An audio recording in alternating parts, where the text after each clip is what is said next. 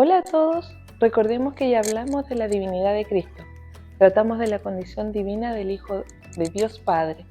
Cristo, el Hijo unigénito, el co-creador, quien está antes de Jesús, en Jesús y después de Jesús.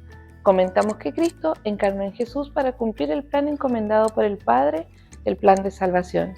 En este video le hablaremos en qué consistió la salvación.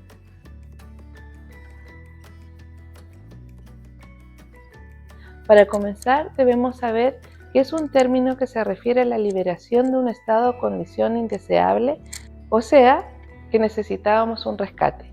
Entonces, esto nos lleva a entender que estaba en una condición de sufrimiento, de cautiverio, sin esperanza de salir por nuestros propios medios. Nuestra condición espiritual era de caída, que es antes de la venida de Cristo en Jesús. Por lo tanto, ¿cuál fue la caída? Esta caída se produce porque los Adanes que se encontraban en lugares protegidos en la tierra, los Edenes, desobedecen los pactos de restauración que tenían con Dios. Se dejan tentar por el mal y se rebelan en contra del plan del Padre. Así se genera el pecado original, que es la desobediencia consciente a los pactos realizados con el Creador.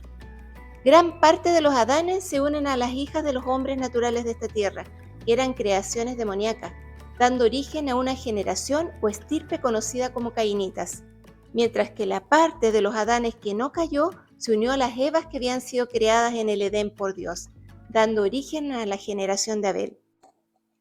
Ambas estirpes eran muy diferentes. La generación de Caín dominada por los bajos instintos y agresivos, mientras que la generación de Abel trataba de mantenerse leal a Dios.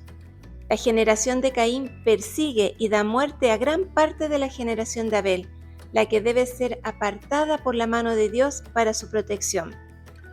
Así se genera una deuda por este crimen, que no es pagada hasta la venida de Cristo en Jesús.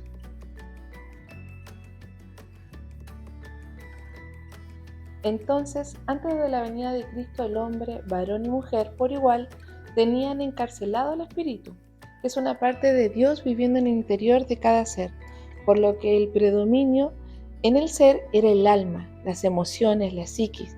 Nacía y moría en condición de pecado. La muerte estaba en manos luciferinas.